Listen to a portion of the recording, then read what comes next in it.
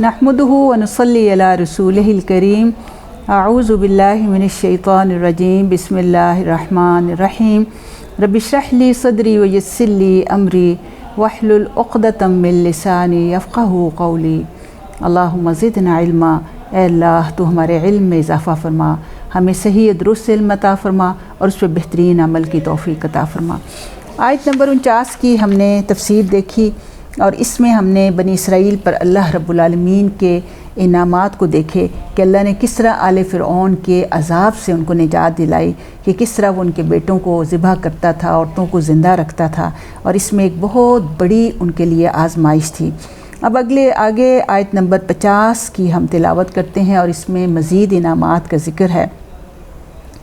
अऊज़ु बिल्लाहि मिनश शैतानिर रजीम। बिस्मिल्लाहिर रहमानिर रहीम। व इज़ फ़रक़ना बिकुमुल बहरा फ़अंजयनाकुम व अग़रक़ना आल फ़िरऔन व अंतुम तंज़ुरून। अल्लाह ताला फरमाते हैं कि याद करो उस वक्त को भी कि जब हमने तुम्हारी खातिर दरिया को फाड़ा और हमने तुम्हें निजात दे दी। व अग़रक़ना, और फ़िरऔन और आले फ़िरऔन को गर्क कर दिया हमने। व अंतुम तंज़ुरून, और तुम उसको देख ही रहे थे। अब ये जो है यहाँ जो है हज़रत मूसा अलैहिस्सलाम के कौम का किस्सा, वो वाला किस्सा बताया जा रहा है कि जब हज़रत मूसा अलैहिस्सलाम को अल्लाह के हुक्म से रातों रात तमाम बनी इसराइल को लेकर यहाँ से निकले, और यहाँ बहर से मुराद दरियाए कुलज़म है, और मूसा अलैहिस्सलाम ने बनी इसराइल को जो है ये आमादा कर लिया था कि वो रातों रात अर्ज़ मिस्र से जो है निकल जाएं। तो अल्लाह ताला उस वाक़े की याद करा रहे हैं। अल्लाह ताला फरमा रहे हैं कि वो इज़ फ़रक़ना बिकुमुल बहरा, और इज़ जब फ़रक़ना, फ़र्क होता है कि फाड़ देना, यानी दो हिस्सों में तकसीम कर देना।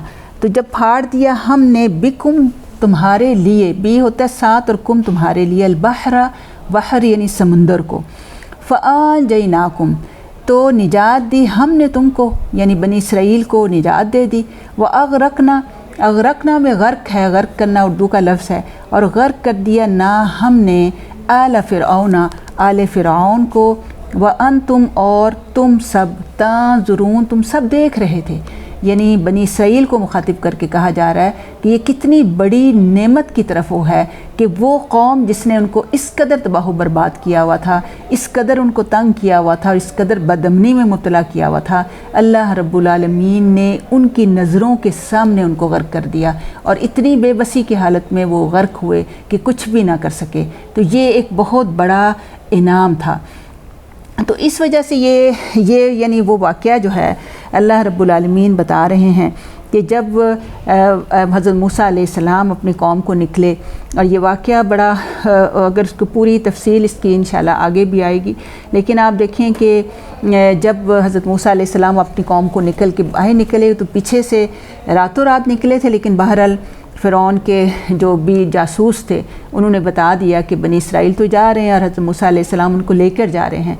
तो उसने भी फिर अपनी सारी कौम को तैयार किया, सभी लोगों को, और सब ही जो हैं अपने घोड़ों पे सवार होकर उनके पीछे जो हैं वो चल पड़े। तो जब वो वहाँ पहुँचे तो आगे जब गए तो आगे दरिया आ गया। अब हज़रत मूसा अलैहिस्सलाम को सभी खौफज़दा हो गए कि अब दरिया पीछे जो हैं वो सारे आप पहुँच रहे थे।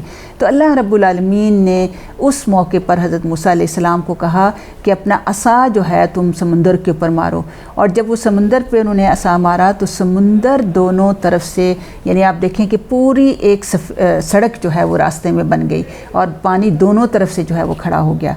अब हज़रत मूसा अलैहिस्सलाम और बनी इसराइल उसमें से गुज़र के दूसरे किनारे पे पहुंच गए। अब फ़िरऔन जब आया तो उसने जब देखा तो उसने भी देखा कि सड़क तो बनी हुई है, साफ़ रास्ता है, तो उसने भी उसमें जो है घोड़े जो है सब पूरी की पूरी कौम ने दौड़ा दिए। जब वो दरमियान में पहुँचे तो अल्लाह रब्बुल आलमीन ने समंदर को हुक्म दिया और वो दोबारा से वो रास्ता ख़त्म हो गया, और पानी जो था वो दोनों तरफ से जो है वो पूरा हो गया, और उसकी वजह से फ़िरऔन जो था अपने लश्कर के साथ इस दरिया में डूब गया। और ये इसलिए था कि बनी इसराइल अपनी आँखों से दुश्मन का इबरतनाक अंजाम जो है वो देख लें। तो ये इस किस्से को चूँकि आगे भी इंशाल्लाह हमने तफसील से देखना है, इसलिए हम इसकी ज़्यादा तफसील नहीं देखते, लेकिन इसमें से حکمت اور بصیرت یہی ہے کہ ظالموں کا انجام اور ظلم کا انجام بالآخر فرعون اور اس کے لاؤ لشکر جیسا ہی ہوتا ہے۔ اس لیے ظالم کبھی بھی نہ سوچے کہ وہ ظلم کر کے بچ جائے گا۔ اللہ رب العالمین قرآن میں فرماتے ہیں کہ اللہ تعالیٰ کی پکڑ بڑی سخت ہے، کہ اللہ تعالیٰ ظالم کو ڈھیل دیتا ہے لیکن جب وہ پکڑتا ہے تو اس کی پکڑ بہت سخت ہوتی ہے۔ اس لیے کوئی ظالم، کوئی گناہ گار یہ نہ سوچے کہ اگر اللہ تعالیٰ اس کو فوری طور پر نہیں پکڑے یا اس کی زندگی باقی ہے اور ظلم کرنے کے باوجود وہ عیش و انعامات میں پڑا ہوا ہے، تو دیکھیں یہ اللہ کی طرف سے ڈھیل ہوتی ہے اور یہ ڈھیل جلد ہی چھینی جاتی ہے۔ اللہ کے ہاں ٹائم لمٹ کچھ اور طرح کا ہے۔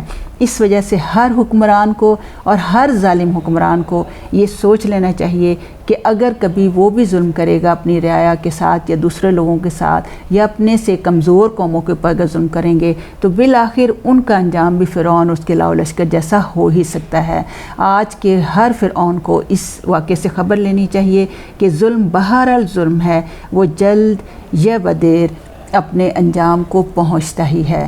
اللہ تعالیٰ ہر طرح کے ظلم سے جو ہے وہ چاہے اللہ تعالیٰ ہر ایک کو انفرادی طور پر بھی اور اجتماعی لیول پر ہر طرح کے ظلم سے بچانے کی توفیق عطا فرمائے۔ آپ دیکھیں کہ قرآن کی ان آیات کو ہم اپنی زندگی میں اس طرح سے لا سکتے ہیں کہ ہم خود اپنی ذات میں اپنے گھریلو لیول پر بھی دیکھیں اور اپنے حساب سے دیکھیں کہ جہاں بھی بندے کو کسی بھی طرح سے حکومت یا کسی بھی طرح سے اقتدار حاصل ہو، جہاں بھی کوئی پاور اللہ تعالیٰ دے، تو یہاں ان آیات سے یہی ہمیں ملتا ہے کہ اس قوت کو اللہ سے ڈرتے ہوئے صحیح طور پہ استعمال کرنا ہے۔ کسی کا حق ماننے کی کوشش نہیں کرنی چاہیے، اس لیے کہ قوت اور طاقت دینے والا صرف اللہ رب العالمین ہے۔ اللہ کے ہاتھ میں بادشاہی ہے، وہ جب چاہتا ہے کسی کو بھی ذلیل کر سکتا ہے، کسی سے بھی یہ بادشاہت جو ہے وہ لے سکتا ہے۔ تو اللہ رب العالمین ہمیں صحیح رویہ اختیار کرنے کی توفیق عطا فرمائے۔ وما علینا الا البلاغ المبین۔